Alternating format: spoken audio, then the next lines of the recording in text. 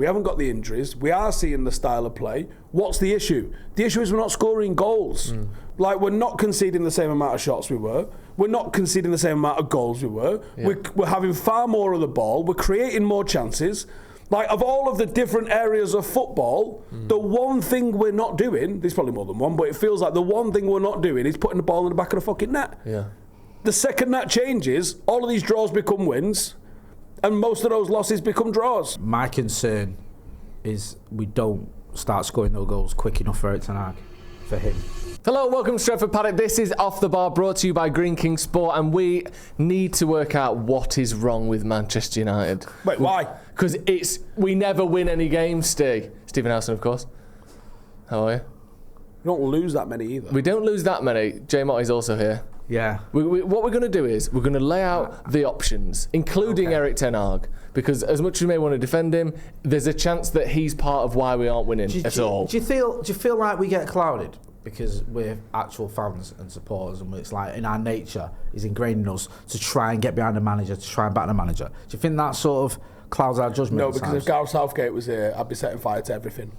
That is a very good point. So we've got a lot of things. And that's like 9 of the 10 reasons to not sack Ten Hag. That's true. Yeah. Everything you own will be on fire at the hands of Stephen Howson if you get Southgate. Can we just say this though? Go on. Right, because you just dropped the Southgate thing. There's more than a few mutterings that could be a thing, isn't there? I think we can acknowledge that. Yeah. It isn't just us being, scared. Worst case scenario.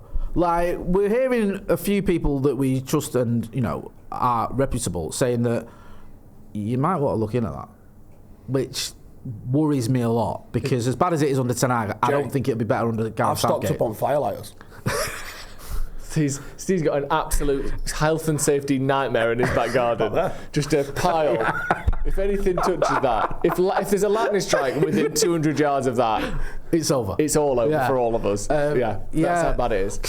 Go on. Sorry, because I think we always got the Gareth Southgate, and I've seen people saying it, but I don't think people actually believe that could happen. And I said last summer, it won't happen. Ineos are too smart. They're not going to appoint Gareth Southgate. Blind spot. Someone's got a blind spot or a boner for him at some point. And then it's like, well, actually, I genuinely think that they do want a bit of a puppet. I think that they're like, we'll do all the decisions, you just keep the players happy, we'll tell you what to play, we'll tell you how to play it, we'll tell you who to play, and you just shut the fuck up and talk wibble in a press conference. And I think they think Gareth Southgate can do that. Almost like a man that was the England manager.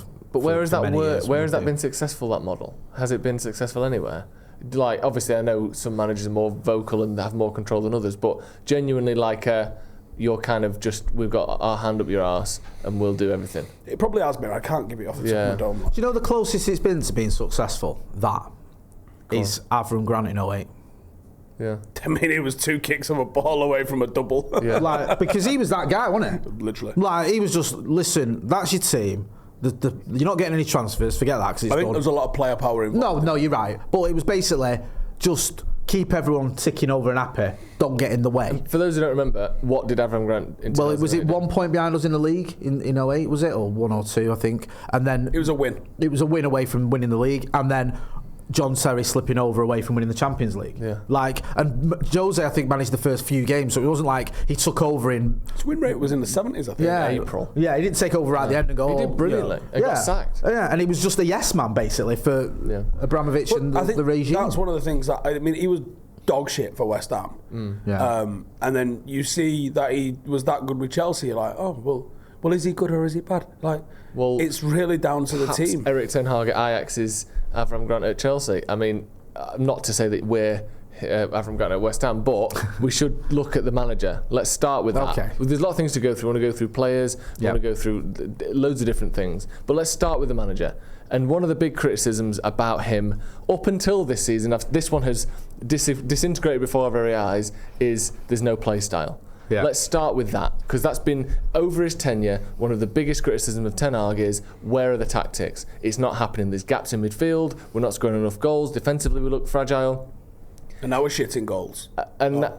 No, we're still not. But I'm not seeing people addressing the playstyle thing as much now. Do you think that's going to... Is there a playstyle under Ten Hag, first of all, Jay? I think there is, but I also think this whole playstyle thing is so overrated. It does me head in. Because that first season... Right, I'm sorry.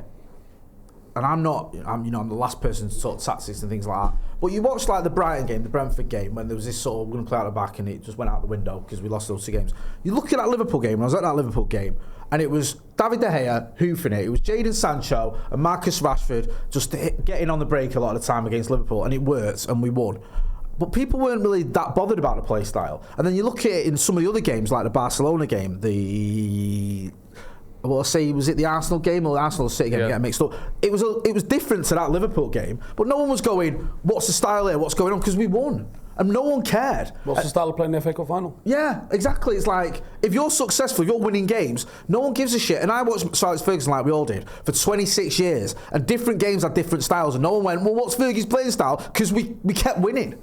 And he'd alter it as well. And like the team in '94 is completely different from the team in 2013. I know it had to be in terms of the personnel, but I mean the style. And even within seasons, you'd have games where he'd go, I don't know, I'm going to put 3 in the back and have the De Silva brothers as wing backs or whatever, as a bit of a one-off. And no one cared because you were winning. And I think that's what's happening with Ten Hag. That first season when we finished 3rd and won a trophy, no one was bothered about playing style. It's when you stop winning matches, then people go, well, what's the playing style? That's the issue. It's a coin that only gets brought into play to back up the negatives. Yeah. No one ever brings it in. Be like, no one ever has to justify why you're winning.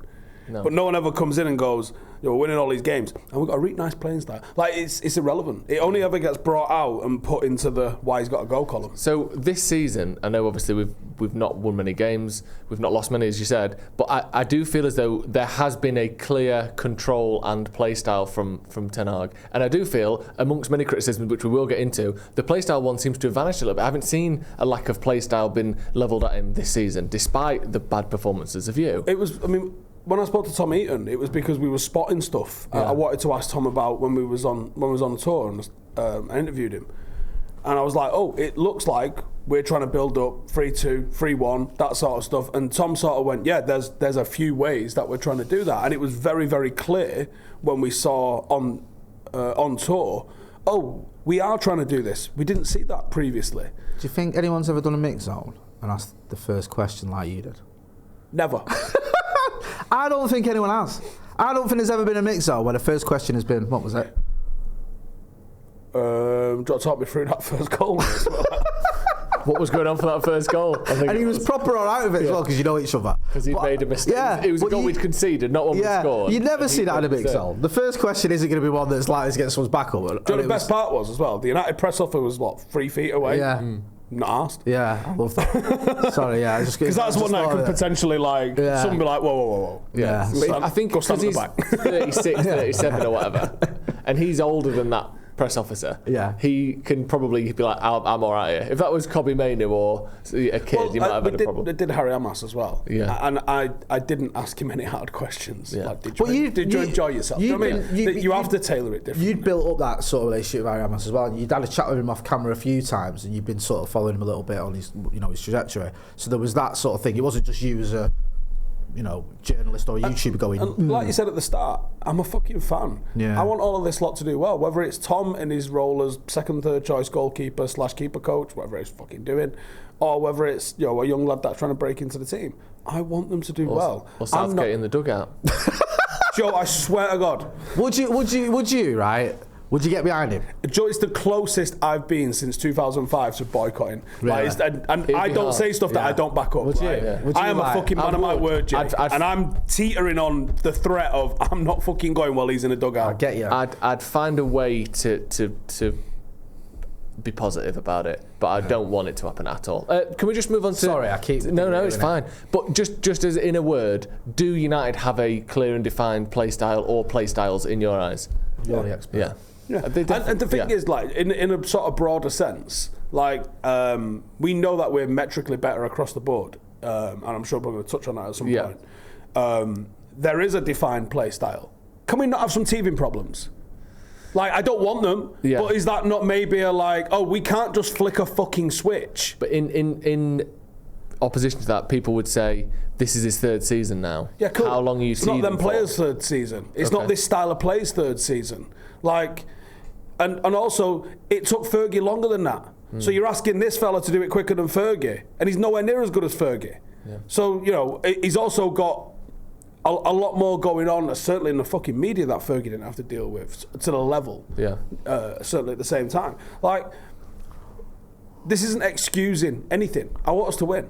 I'm disappointed we haven't won the last 2 games. It's frustrating as fuck. But at some point you go, okay, so what has actually happened? We've improved in all the different metrics massively from last season. We haven't got the injuries. We are seeing the style of play. What's the issue? The issue is we're not scoring goals. Rashford's not scoring. Diallo's not scoring. Bruno's not scoring. Xerxes not scoring. Garnacho's not scoring. So all of the forward 5, everything looks all right. Like, we're not conceding the same amount of shots we were. We're not conceding the same amount of goals we were. Yeah. We're having far more of the ball. We're creating more chances. Like, of all of the different areas of football, the one thing we're not doing, there's probably more than one, but it feels like the one thing we're not doing is putting the ball in the back of the fucking net. Yeah. The second that changes, all of these draws become wins, and most of those losses become draws. Yeah. And suddenly United have gone on a run, and people are like, oh my God, what's changed? You're like, it's actually kind of been there since Fulham. But we're not scoring enough goals. I agree with everything you said there. Yeah. My concern is we don't start scoring those goals quick enough for Erik ten Hag. For him, personally, as a manager. It's possible. Do you know what I mean? Because I agree with you. I also don't know how we start scoring. I know. You were making this point off camera earlier, weren't you? Like, can you blame the manager if he's setting up a team and we're creating chances and the attackers aren't scoring those chances? You know, you might argue, well, okay, he brought some of those attackers, but it's not all on him. My concern would be, and it is my concern because I want Erik ten Hag to succeed, is we don't start scoring soon enough. Yeah. And Ten Hag's out before the luck turns around. Well, let's get on to the next thing. And Steve, let's put this graphic on the screen, actually. This is from Sky Sports. I saw it today. I don't know if it came out today. But it's comparing last season in some key attacking metrics to this season. And on the left and on the right, that is our total Premier League rank, not within United or whatever they sometimes say. Jesus Christ. So expected goals is 3rd per game. Big chances created, 3rd. Shots on target, 4th. Possession won in final, 3rd, 4th. Take-ons attempted, 3rd. Brilliant. A stat that isn't on there is big chances missed where United are top. Top of the league. Top of the bloody league. Compare all of that to last season, as you can see there. These are just, largely attacking stuff, let alone the shots conceded and all that you mentioned today. But United have clearly improved drastically in all of those. When you look at that, Jay, does that ring, the manager's got a go bell, or do you think actually maybe if that sort of levels itself out, what we're averaging there, 3rd, 4th? Maybe that's where we should be in terms of output. That doesn't include defending, but just in terms of output, surely we should have scored the 3rd most goals, created the 3rd most chances and all that. Yeah, it probably gives me a little bit more confidence in Erik ten Hag keeping his job, because I think if Ineos are seeing this, or if Wilcox or Ashworth or whoever is involved, and they're seeing this, and you can go, look, these are the improvements, because they're going to have data coming out of their ears, aren't they? And you go, look, you can see what's going on here. And I would think that the Ineos lot, because of the specialty and the background of all of them, like Wilcox and all them lot, I think they'll be reading this data more than the emotionals we've not won the last couple of games. Yeah. I hope. But I also hope that they're sitting down with him, not weekly, because that's mental, but I hope there's, even if it's like casual kind of standing at the training ground with a Bovril kind of like, so you going to score some goals this week? Yeah. I would hope that there's, at least even casual conversations about where do the fucking goals come from? Yeah. We've created 19 big chances this season and missed 17 of them, which is exceptional. No constant consistency, Joe. Yeah. Obviously on that, we're talking about the attackers and them putting the ball in it, and I stand by the fact that Ten Hag can't score the goals. Obviously everyone stands by that, but if he's setting up a team that's consistently creating chances to the effect of one of the best attacking sort of chance creation teams in the country, and we aren't scoring those goals, obviously that's not on the manager, or all of it isn't on the manager. We're pleased to announce that once again, Off the Bar is sponsored by Green King Sport, where football is more than a game. United play Tottenham at 4:30 on Sunday, as we all know. And if you ain't got a ticket for the game, do the next best thing. Get your mates, get down to your local Green King Sport pub. And if you use the Green King Sport app, you'll get 10% off your drinks for the entire game. And if it's your first time with us, you'll get a free pint on the house as well. We've linked the app in the description, so go and check it out. And a big thank you to Green King Sport. One thing that maybe is on the manager is the recruitment of the players who are putting the ball in that position and consistently not finding the back of the net. People like Joshua Zirkzee, obviously he didn't bring Ahmad in, but he's playing Ahmad a lot. He's brought in Casemiro, he's brought in Ugarte, he's brought in Mason Mount, who was hardly sort of scratching the goal scored column. Is that something you can blame the manager for? The fact that we've got these players, but they can't put the ball in the back of the net. He's picking them. He's bought some of them. Would you put some of that on him? It's weird, isn't it? Because if you're putting that on him, then you also have to give him the credit for Delic and Mazraoui, who've been fantastic. Oh my God, Mazraoui. I mean, both of them, but Mazraoui. You love him, don't you? Honestly, I think if we sold him, I'd go and support someone else. Like you did when we sold Wan-Bissaka for Mazraoui. And Welbeck. Yeah, I agree. I think Mazraoui's just. He's I unreal. can't believe how good he's been. That's what I would like. That's what exactly. He's just been pretty flawless, really. Hasn't he? Yeah, he's just come in and he's gone. He's read Dennis Irwin's autobiography and he's gone, I'll bet that. Yeah. I'll just do that.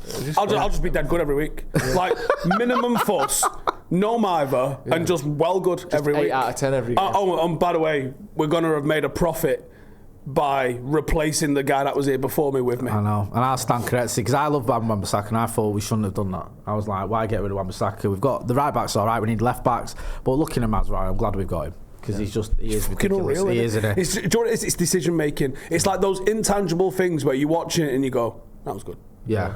Like, what was good about it? I can't tell you, but it was like the angle like he ran at him and then he ran at him and he just peeled off just nice to receive. Like, it was just good. Like, shut up, it was good. And to do that straight away, like from the Fulham game, like we were talking earlier, remember better than anyone, Evra's debut. He fucking trained in his own kit when he got here. He didn't even get time to go and get measured up. So usually it takes a while. Like Evra, who's one of the best full-backs the Premier League's ever seen, had one of the worst debuts you can possibly think of against City. He got hooked at half-time. He was shocking. Mazraoui, I know it's different because he's Fulham, but he came into this team and he was just like, he looked like Liverpool the week after though. Yeah, that's true. As did De Ligt and was very good. Yeah, so that he's been a breath fresh. And also, it's a bit weird because, like, one of the reasons we're creating a lot of these chances because Zirkzee is involved in creating chances, and that's a player that the manager brought in.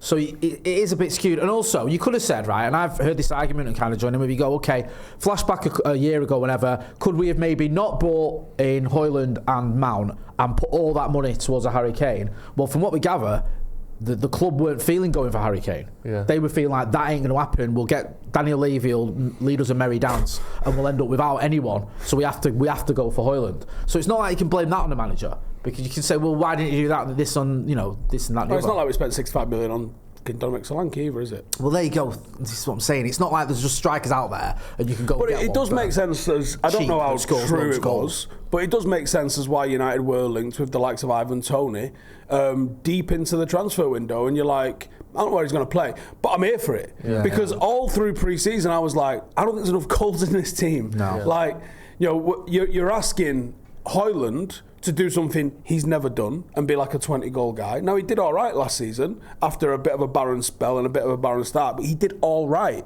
So you're going to have to be, hey, I know you did all right, we need exceptional next year or we're in the shit. You need Rashford, hey, I need you to be like one of them 1 in 5 seasons next year, if that's all right with you. Ahmad, like, I know, basically you was a sub last year, next year I need you to be like 25 goals, if that's all right with you. And Bruno, can we just not be shit and be really, really good again? And then, can Garnacho chip in with 10, 15? You're asking for stuff that these players don't or can't do out of all of them. Like, you haven't got a Gary Goals in the team. And I don't necessarily think you always need a Gary Goals, but we don't have anyone that's contributing. When you look at that forward line of Liverpool's and you go, right, Salah's getting you 30 goals across all competitions. Jota's probably going to chip in with at 15 on a bad season. Diaz is going to score. Like that fucking Elmit Núñez, he's going to contribute 9 or 10 or something. He got 20 goals, 10 assists last season. Did he? That was at 3,500 shots. His XG was like 35, but he got him. I think it was 20 goals, 10 assists. So what's the difference in us and them? The goals in the forward line. Yeah. Defensive midfield, like, is there much difference, would you say? Even that game where we were pretty terrible against Liverpool, but we had probably the 2 easiest chances. Like, we should have scored. So, but to that then, what can we do to fix that? Because if you got Zirkzee, and who's not a great goal scorer, but he was a decent price and his build-up play is very good, but okay, we need a goal scorer. Like, you've got Rashford there who on and off can get you a 20-goal season. We don't know with Garnacho. Like, we have got a front five that none of them except Rashford have ever scored 20 goals in a season, I don't think. And Rashford's on and off. And you get Rashford Do we just have to accept that we aren't... You're laughing at? Yeah. You have to get Rashford what? On a gear. Yeah, just make sure he never gets injured, and that is incredible. But like, what is it? Just a case of accepting we're probably going to score 55 league goals this season. Let's hope we can turn that into 70 points. You need the Cantona signing. So you go back to 1992, and Manchester United are this. They're top of all these metrics. Fucking boring though. Yeah. Games are 1-0, and if the opposition score, we're drawing or losing. Like, we're not scoring any fucking goals. Dion Dublin's not cutting the fucking cloth. Sadly. True though. He got injured. Yeah, but it's true though, isn't it? He was like, what was it, 1 in 3? He got the winner at Southampton on a break. What's Baldy stick together, Dion? And then, you need a guy that's going to come into the team and do it. Now, like you said, Rashford and Bruno have got it in them. But then I've sort of been tossing this idea around. There's a couple of things with Bruno, right? I think right now he's an issue, right? Yeah. He's sort of emerged as the issue because you're like, right, well, the defence is sorted, the chance creation is sorted, and it's not him that's creating the chances either, by the way. Like, there's all of these kind of issues been lessened or fixed. So Bruno, you go, okay, what's going on with this one then? Now, you've got the option of change his position, move him further back because he's got that range and those long balls where he can be effective, and he's got the energy and that sort of inherent desire to run around like a fucking lunatic. That could be very effective, played a bit deeper. And you could then maybe introduce Xerxes behind a Højlund and have like a bit of a throwback sort of partnership. Does he need an extended rest? And I think the evidence for the extended rest is just a photograph of Christian Eriksen right now. Christian Eriksen, he barely played last year. I thought he was finished. Yeah. Like, he might have even got a Saudi. Like, he might go and play amateur football. Like, he was, like, finished. He's just played 4 games back-to-back and probably man of the match in a good 3/4 of them. He did well in the Euros as well, didn't he? Like, he was everywhere in the Euros. Is that not, like, stacking up the evidence for sometimes you need a rest? Because Bruno's played all the games for club and country. He's playing literally 60 games a season, 5-6 years in a row. I think someone said it's more like 70. Yeah, it's an insane amount. Just because you're not injured doesn't mean you're not fucked. No, like, and he's physically the actual minutes capable are crazy, aren't they? Yeah, like not just the amount of games, which obviously, but how many games for United does he get brought off? Very rarely. Because we're never more than 1 goal. Yeah, it's amazing if he does. If that. Like Portugal, I know Miners always took him off in the Euros, which was a mistake. But again, he plays pretty much every minute for them. So do you need to rest him, or do you need to change his role? Because at the moment, I think he is a problem. I'm not saying, get rid of him, should have sold him. I just think, at the moment, he ain't working. And I think while you've got the likes of Eriksen playing as well as he is, and you've got an option of playing Mount in that position, or Xerxes in that position, why not try it? Because the one major criticism I think I would never really argue with anyone with is last season and the season before, because we saw it all the way through the cup competitions. He did not rotate, and he did not rest anyone, and he persisted with players out of bad form. Now, the sort of mitigation for the bad form was there's not really a lot of options. And what we're seeing at the moment is as soon as someone's not in good form, we've seen it with Casemiro, we've seen it with Anthony, you're out of the fucking team. The one that's not happened with yet, and I do think you get a bit more grace as captain, but it's not unlimited, is Bruno. Bruno is the one player that's out of form at the moment that's getting picked week in, week out. Even against the likes of Barnsley and stuff like that, where you think, could you not have stayed on the bench? Could you not have completely rested? I think in certain respects, you're right about resting certain players. But I'd like to see him try and give a front three a go for an extended run. I'd like to see Xerxes get a run in the side of just starting every week. And I know that Højlund might be annoyed at that because he did okay last season, but if you're not going to play him together, tough shit. Give Marcus a run. Let him get in like that form, because we see it with Marcus. He plays better when he's playing every week. He did it when he broke that record, or equalled Dennis Violet's record. Sorry, he played in all those games, even the games where you go, you don't need Marcus for this one. He'd play him, and I think that helps him. And I think that we saw him getting going, and then he's dropped. And I think that knocks his confidence and it sends him backwards a little bit. And I'd stick with him. I'd stick with Xerxes and just give him an extended run. I would. Yeah, I'm a bit more in favour of keeping it fresh, keeping everyone hot. And it's hard, and it's probably harder to do. But if we are going to play 50 games, 60 games a season, which hopefully we do, because it means we've got to the end of multiple competitions, I think you need all 5 of those main 5 of the front 3, if you know what I mean. They all need to be at 70% or above form-wise. Because I think if, let's say Rashford has played 20 games in a row, so has Højlund, so has Ahmad, if one of them or two of them get injured, you bring in cold Garnacho, pissed off Garnacho off the bench. You're right. I'd say in the Premier League, so about the Premier League, I'd stick with him there. Okay. Yeah, and use and rotate that. Because I think that is still the main competition. Yeah. And like it's all very easy games in the league. I know you might go, well, the Europa's important, the Carabao, whatever. I'd stick with those players in the Premier League, and then you've got the league, the cup games. But they're not important because, as we've clearly seen, he's won 2 trophies back to back in cup competitions, and everyone's gone, don't care. The one that matters, as much as it's wank, and as much as we like the days out in the cup finals, the one that everybody gets measured on is the league. Yeah. So you can Arteta's shown you. Phone the fucking cup competitions in. Yeah. Phone the cup competitions in. Do well in the league. Everyone thinks you're great.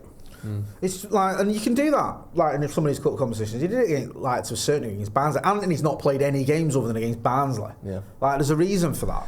Like you can use this as a way to rotate that front three because you can rotate the front three and still have a strong attack because we have got options. So that I would do that for the cup 2 players for every position. I would change it. Yeah, we do. Except left back. No, you've got Malacia and Shaw. No, they're both not fit, but in theory, you've got options in every single position at the moment, you do. Which is, in a way, you can almost see the method and the madness of the way Ineos have sort of gone about their signings this summer. Yeah. It's been relatively methodical. Yeah. I'd love to see it get to a stage as well where he didn't feel like he have to take Xerxes off, because I always think I feel like there must be something there, whether it's either keeping everyone happy or it's just fitness. He's not quite there yet, but I feel like Xerxes does bring a lot to the team, and then at times when it looks like things are just clicking, he makes his changes. Well, it's a hell of a... I want to see him get to that point where he doesn't feel like he needs to do that, for whatever the reason is behind it, whether it's tactical or just fitness. I think getting Højlund back up to fitness as well, not just Xerxes dropping off, but we need Højlund to be available and 100%. It'd be a hell of a call for... Who do we play this week? Spurs. Is that Sunday? Yeah. Are we at home? Yeah. You're not having it? Yeah, I am, but... Yeah. I have to text her missus. She thought we were going out. Wow. She's so selfish. Be right back. The call, the big ballsy call, and when you would know, okay, fuck us serious, is if on the 60th minute it's Bruno going off for Højlund and you see Xerxes move back into the 10. Yeah. That might have been the call last night, in all honesty, but it isn't a call he's either got the power to make yet or the balls to make yet. But you can't tell me it's not the right decision at the moment. It'd be worth trying at least, wouldn't it? You've got to have that in your locker as well, surely, as a manager. Manchester United, that bit of man management where you can sort of almost sell it to the player. Sell it to the player, though. Captains don't get the hook. It's a fucking rarity that you're hooking your captain. It's okay, he's no Roy Keane. No. He's no Cantona. You didn't see them players ever coming off. No, I can't remember seeing Roy Keane, Robbo or Eric coming off. Unless they're getting sent off. Oh yeah. Even then it was debatable. Yeah. They all got, even then they had to be dragged regularly off. Got sent off. Even then it wasn't like they didn't leave the pitch straight away. So. Another player as well. I mean, we talk about sort of changing fan sentiment on things. Bruno's one that is all of a sudden not everyone, but he's getting a lot more hate than he's used to getting. And like you said, see, some of it rightly so. He's not been good enough. Another player that already it seems like large swathes of the fan base have turned against is Ugarte. I blame Ronaldo. He's playing two. He's played I think, 2 starts, is it? You might be accurate there. And people are already saying he can't pass, he can't play, he's shit on the ball, he's not a 6, he's a number 8, but even then he can't play the ball forward, so he's not good enough for that. He's not worth 50 million. He's going to get sent off and red carded too much. He's too rash. Like all of these criticisms have come out, and he's not started a Premier League game yet. Are you surprised? Do you agree with it? No, I'm not Where surprised. do you see it? Welcome at Manchester United. Yeah. No, I love him. There was at one point yesterday where he pressed like an absolute lost cause in their box, 5 minutes to go, and won it. And I think he ended up giving up a goal kick or something like that for it. But like, it's the attitude of that. We ain't fucking giving up. We ain't finishing here. We're having it all the way. He is going to get sent off. So what? Roy Keane got sent off frequently. Yeah. Vidic got sent off frequently. Even Wayne Rooney got sent off pretty fucking often.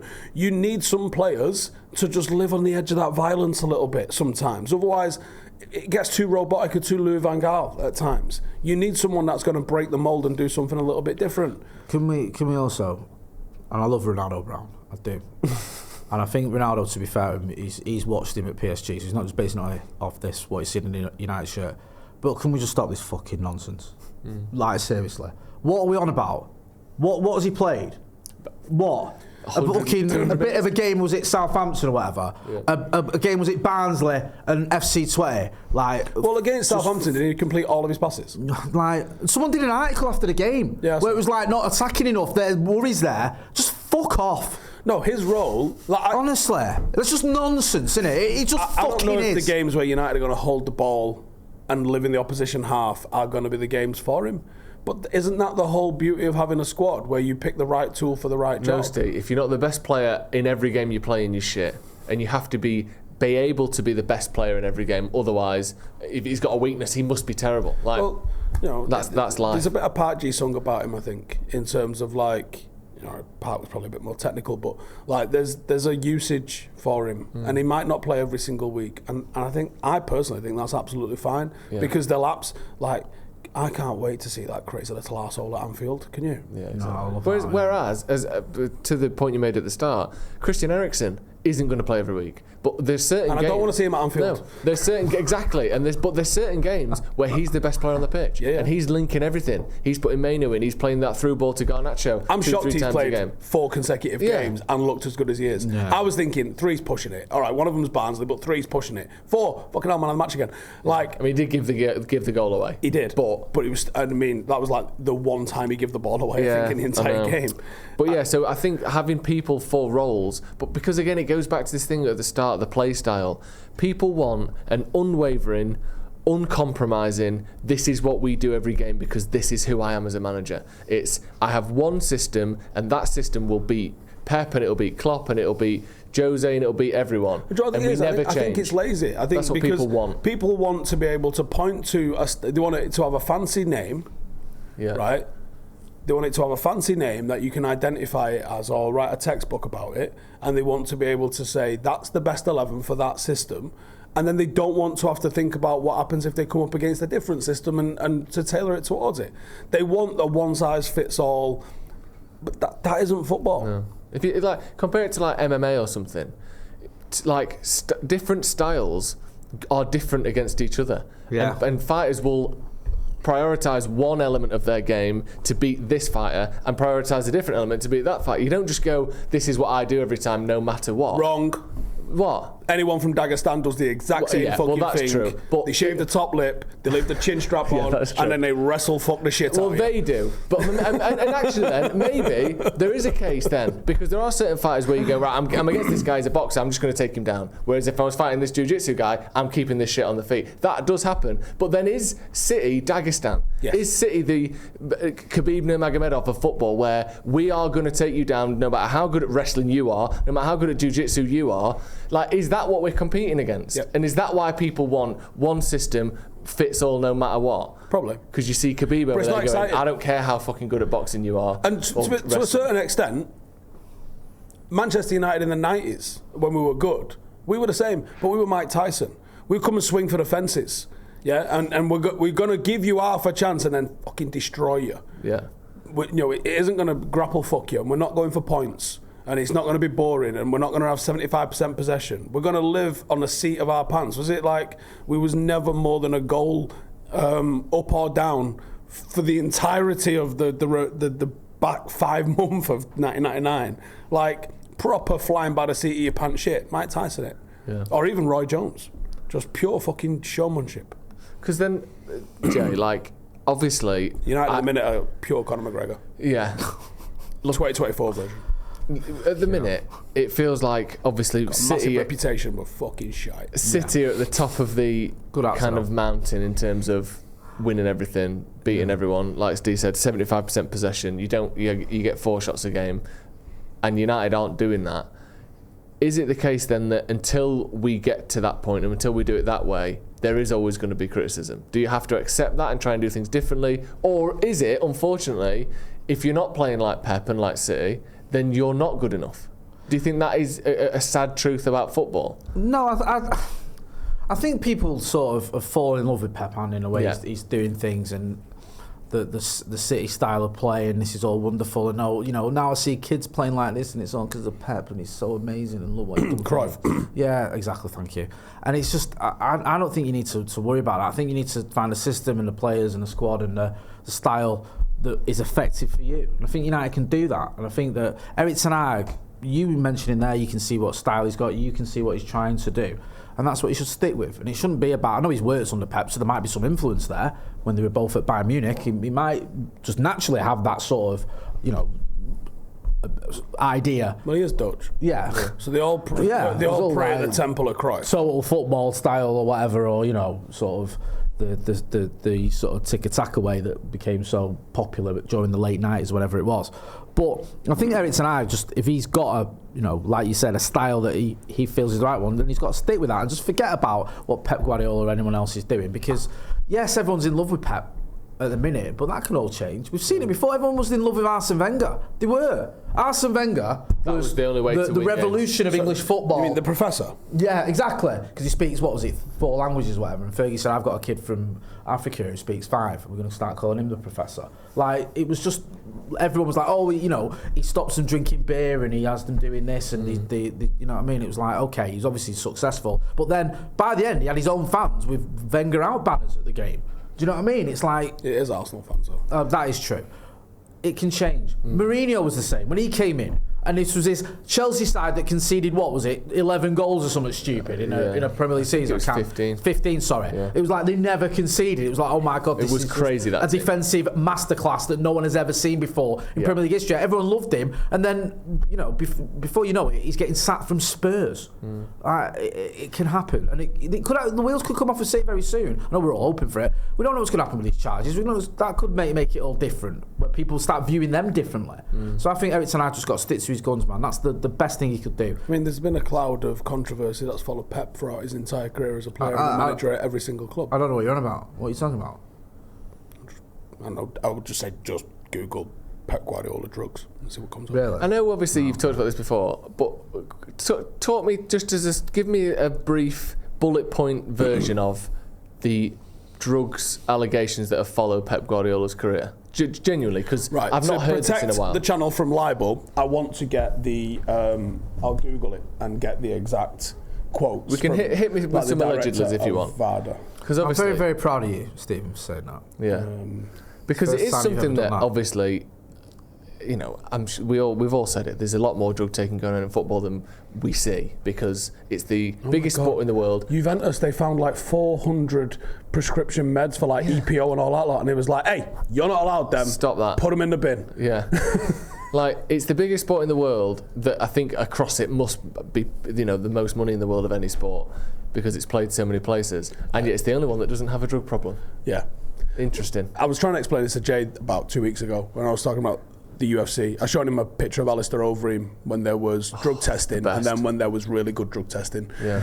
And that's the problem is there is drug testing in the UFC in an era that is now known as the steroid era. Yeah. And that's the level of drug testing that happens in Premier League and Champions League football. It's a piss test. Yeah. Whereas now the UFC does blood tests, and they're a lot harder to get around.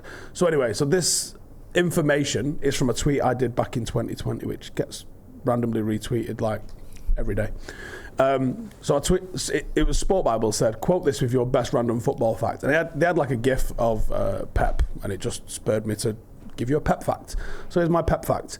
In 2001, Pep failed 2 drug tests, and he blamed those tests on his doctor, who was a guy called Dr. Raymond Segura, stating he only ever took what Segura made for him. Now, by the way, that is a bigger red flag than any parade that China ever had, right? Because if you'd never took drugs, you'd have gone, I don't take drugs. Lance Armstrong, when he was being quizzed all the time, his reply wasn't, I don't take drugs. It was, I've never failed a drug test. It's not what I asked you, Lance, right? So you come out and go, hey, I only ever took what he gave me. It's a fucking enormous red flag. Anyway, I digest. In 2009, when he was appointed manager of Barcelona, he hired the very same doctor that caused him to fail drug test in 2001. If you wasn't taking drugs and I gave you something that caused you to fail drugs, I don't think you're on the phone to me first when you get a job. No. But anyway, so I carried on with the tweet and I said, yes, I am aware that Pep was cleared out of the doping charge at a later date, but I looked into it, and he wasn't cleared because he didn't do it. He was cleared because a new ruling came in 6 years after his test and his ruling. The procedural change occurred because nandrolone, which is what they found in Pep's piss, sometimes between 1 in 1,000 and 1 in 10,000 samples can become unstable and give a false negative. Okay? So the samples can become unstable, like 1 in 1,000 to 1 in 10,000 times, which is very rare, but it can become unstable and it can give a false positive reading of between 2 and 10 nanograms per milliliter. Well, Pep was already outside that anyway because he had 12. Right? So on appeal, Pep managed to have his conviction overturned, not because his samples were unstable, but because it's not possible to perform stability tests on samples that are older than 6 years old. Fantastic. So Pep's conviction was overturned on a technicality. So, what are the odds of all 4 of his samples becoming unstable? Well, VADA's Director General David Howman said it could be up to 100 billion to 1 chance. So, okay, so you say there's a chance. So you're saying it's probably has happened then? Pure unlucky that Pep got caught up in this whole messy affair at every club he's been at. And wasn't there controversy and some questions around drug taking whilst he was the manager of Barcelona and stuff as well? So while he was manager of Barcelona, there was a guy called Dr. Fuentes who, I'm going to get this bit wrong probably because I'm not completely au fait with it, but you know the reason Lance Armstrong got done was because he was sponsored by like US Postal. So his whole thing was because he defrauded the government because it's US Postal that was sponsoring him. Therefore, that's kind of how they sort of got him. Like, it's a mad little thingy. Well, something similar happened, I think, with Spain. So the Spanish cycling team was sponsored by like fucking Spanish Postal, right? And the Spanish team had been done for drugs or whatever, and they used this fellow called Dr. Fuentes.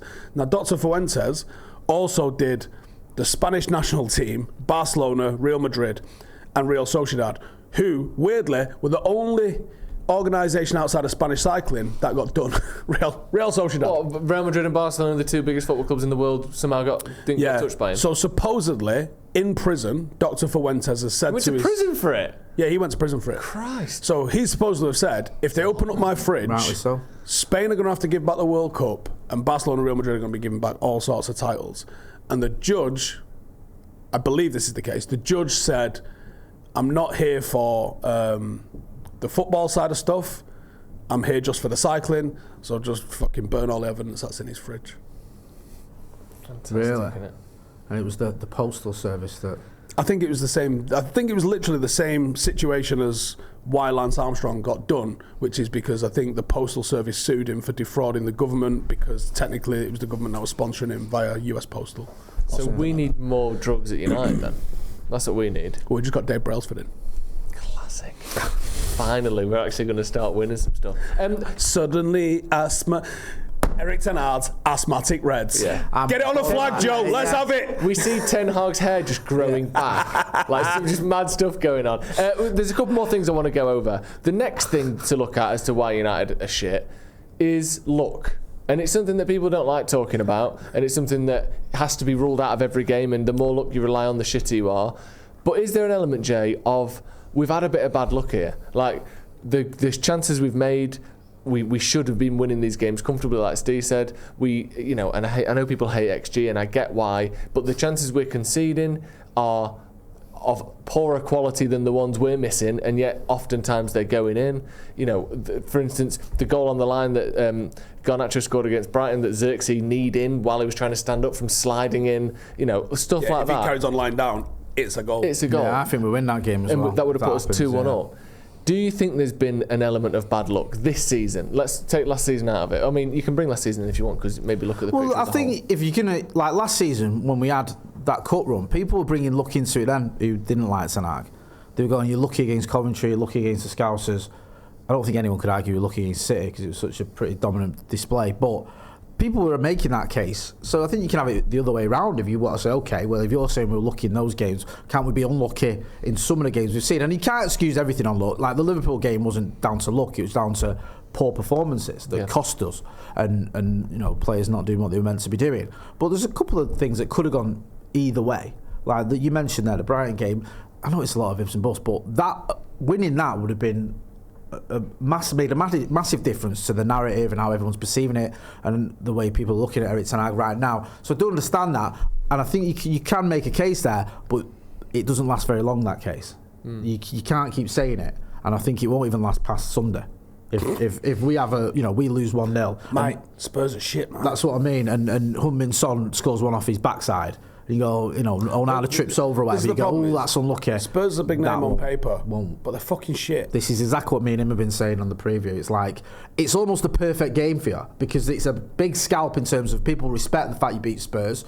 And yet, their record at the minute, what was the record, especially away from home? I think they've won 3 of their last 15 away from home. I mean, come on. That says it all. Do you think luck's a part of it? And how long, like Jay said, can you include last season and this season in that? Or is it just, I don't think you can. I mean, we were pretty unlucky with injuries last year. Yeah. That's a shout. I forgot about that. There's no two ways around that. I can't believe I did.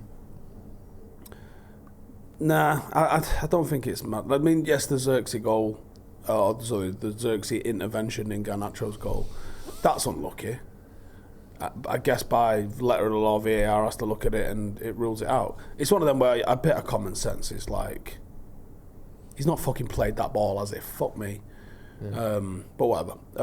Nah, I don't think you can include luck. Okay. One last thing I want to ask you both. How long has he got?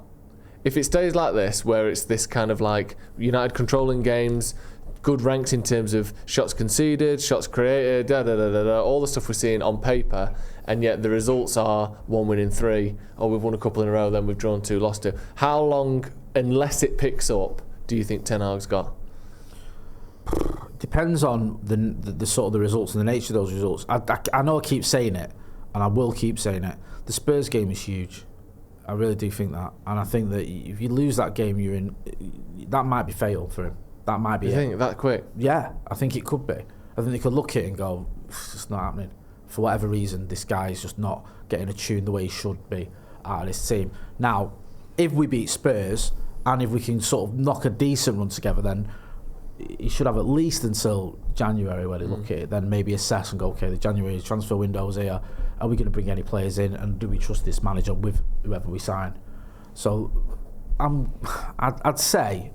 I think he's probably got till January. Do you think that? How long do you think he's got? If it doesn't turn around, or how long do you think he's got to turn it around? Basically, that's what I was getting at, rather than obviously if he doesn't. We just lose every week. Yeah, he's got well before if January. We're sort of trickling along at this kind of, it's almost there, but the results aren't showing. The 11th again. Yeah, we're sort of knocking around 7th, 8th. Do you remember when you used to look at the league table? I stopped doing that a long time ago. No, I honestly don't know. We haven't seen any sort of pattern to know. Like under the Glazers sort of being in football charge when they sort of half give a fuck was end of the season. You're not in the Champions League. You're getting dragged out the back like old yellow. But we haven't seen what Ineos there was a couple of yet. Decembers, wasn't there? But like you say, that wasn't Ineos. Jose and Ollie were similar times-ish, weren't they? Yeah. But they weren't in it. It wasn't Ineos. So do you think as well that the fact that Ineos have done this sort of thing in the summer, and I know a lot of people are using that as a way to suggest that they don't back Ten Hag, and I get that, and I can see why you'd come to that conclusion. The extension rather than a new deal. The extension rather than a new deal, the fact that they went to Conte and they went to Thomas Frank and others and sort of discussed the idea of being the United manager with them, which is pretty unprecedented. I don't remember seeing a team interview other managers and then keep their own. On one hand, obviously, that completely destabilises his footing. But on the other hand, if Ineos go, actually, we went through this big rigmarole, we interviewed all the available options, decided to stick with Ten Hag, went for the extension, and now 8 games in, we were wrong. Do you think they're kind of thinking... Good watch, that tells you how many games we played. Well, it tells me the date, which then I can sort of reverse engineer how many games I must have played since the start of August. But do you think that they look like idiots if they go, here's our big performance, we've decided on this, 4 games later, shit, we were wrong? Do you think that's almost giving him more time? I think the managerial search in the summer, and them they didn't go all in, did they? No. They sort of backed him, but they didn't go all in on him. It wasn't a new 5-year deal, was and it? even he seemed to sort of have a little bit of an edge to him when he spoke about it. They came to a beef or whatever it was and told me. He didn't seem completely chuffed with the way it had gone down, did he? He was absolutely off his tits on MDMA. Yeah, I'm there, 3 pills in, and they're rocking up at I don't even know the EB for clubs anymore, but just say a word. You can just pick a single word that sounds quite cool. So something like space. Yeah. Or like talc. Do you know what I mean? Something like that. Chips. Yeah, we were just in the queue at hot dog. You came at gravy. Yeah, and, gravy. Gravy's perfect. Yeah. There's definitely one called gravy. There's definitely one called gravy. And they told me that I was still the United manager. Yeah. So he seemed a little bit sort of. Really nice. It's class. He seemed a little bit annoyed. So I get your point, but I think they're cold-hearted enough to, and also business savvy enough to just go, look, if it's not the right guy and we made a mistake. But if they might be more metrically driven than we were aware. Yeah. Well, you did say, if you're in cycling, going back to the top of this is what we were saying about those stats probably impress them more cycling's than one of the average fan. Sorry. Yeah. Cycling's one of the sports that was first in data, because basically, no offense to Lance Armstrong or Bradley Wiggins or whatever, you are a robot on a bike, and if you're doing one action 1,000,000 times over 6 weeks, there's no thought, there's no skill, talent. I mean, there is, but you basically are the turning of pedals. And they were obsessed with data and numbers and heart rate and blood rate and oxygen in the blood and all that. So maybe they are back-end bastards. I think that's a DVD you own. But I'm in it. Maybe you're the bastard. Yeah. But maybe they are just going XG, shots on target, distance ran, and maybe, like you said, they're looking at that going, see some of these stats we've got on the screen. They're third and fourth and third in some of these things, and we've not got that confidence yet. They might be looking at it a completely other way, saying we're fucking flying in all of these. Can we get him a striker in the January sales? Yeah. Like, they might be thinking along those lines. They might be having, instead of the angle of like, oi, that's not long life milk you've just ordered, is it? It might be like, what can we add to this team to get us over the line? Like, they could be coming at it from a completely different angle than, TalkSport. Yeah, that's a very good point. Right. Should we end it there? Shall we? I do like these chats. It's very good. Get your thoughts in the comments. What is wrong with Manchester United? Because something is. We're not that far off, but you can't just never win, because that, then you are that far off, aren't you? Yeah. Thank you very much, Steve, for coming on. Thank you, Jay, for coming on as well. Thank you at home for watching. And thank you to Green King Sport for sponsoring. Click the link in the description to check them out. Thank you for watching at home. We'll see you in a bit.